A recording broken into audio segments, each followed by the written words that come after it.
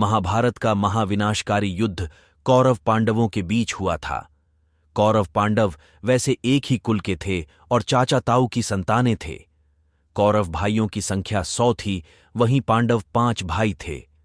आज हम आपको यहां बताएंगे कि एक ही मां से कैसे 100 कौरवों का जन्म हुआ था। क्या किसी वरदान का प्रभाव था या कुछ और? इस बारे में महाभारत में विस्तार से वर्णन किया गया है। पंडित इंद्रमणि घनश्याल बताते हैं कि कौरव हस्तिनापुर के राजा धृतराष्ट्र के पुत्र थे। उनकी मां गांधारी थीं। दरअसल धृतराष्ट्र और गांधारी के काफी समय तक संतान नहीं हुई थी। तब गांधारी ने ऋषि वेद व्यास जी का सत्कार कर उन्हें प्रसन्न किया। व्यास जी ने उन्हें 100 पुत्रों की मां होने का आशीर्वाद दिया। समय आने पर गांधारी को गर्भ ठहरा। ऐसा उल्लेख है कि गांधारी 9 महीने के बजाय 2 साल तक गर्भवती रहीं।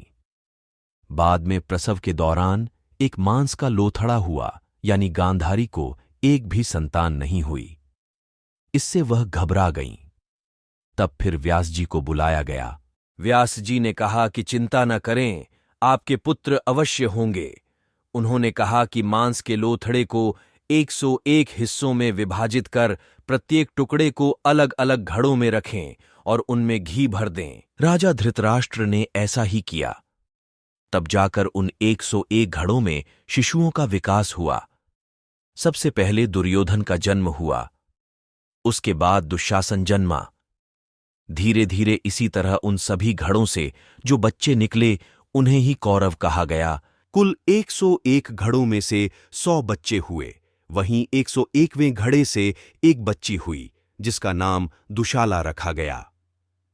वह 100 कौरवों की अकेली बहन थी। इस प्रकार गांधारी से 100 कौरवों समेत एक कन्या का जन्म हुआ। कहा जाता है कि महाभारत का युद्ध कौरव और पांडवों के बीच जमीन के एक टुकड़े को लेकर हुआ। इस भीषण युद्ध में कौरवों की बहन दुशाला के पति सिंध नरेश जयद्रथ समेत सभी कौरव भाई मारे गए और पांडवों की विजय हुई।